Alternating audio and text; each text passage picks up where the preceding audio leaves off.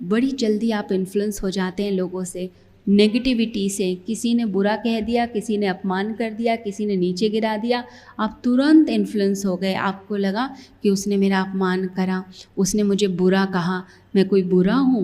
तो आप अंदर ही अंदर फील करते हैं, बहुत गिल्टी फीलिंग भी आती है कई बार, और कई बार बहुत नेगेटिव आप हो जाते हैं। आपको लगता है मेरा अपमान हुआ, मेरे बारे में बुरा कहा, मेरी इमेज गलत बनाई, मेरे बारे में गलत सोचा। वो क्यों हो रहा है?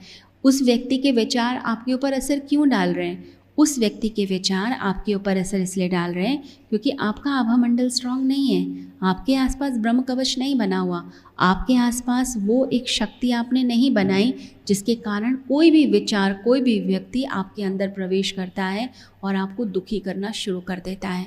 तो आपके लिए ज़रूरी है कि अपने आसपास एक कवच बना लीजिए। जैसे कोई व्यक्ति कहीं युद्ध के लिए जाए और गोलियां चल रही हों, तो वो क्या करेगा?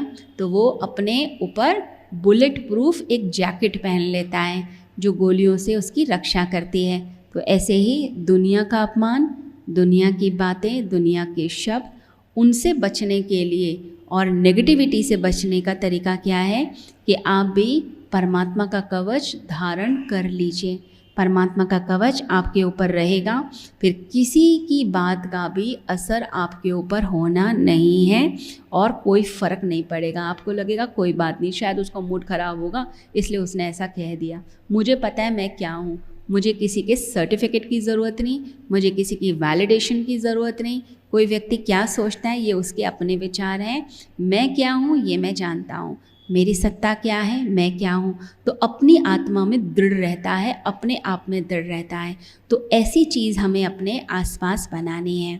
तो ये चीज़ों का अगर हम मैंने बहुत सिंपल चीज़ें आपको बताई हैं, लेकिन अगर आप ये सिंपल चीज़ों का भी प्रयोग करेंगे, आप खुद देखेंगे 21 डेज़ आप लगातार करके देखिए, 21 डेज़ के अंदर आपकी लाइफ के अंदर एक परिवर्तन आने लग जाएगा।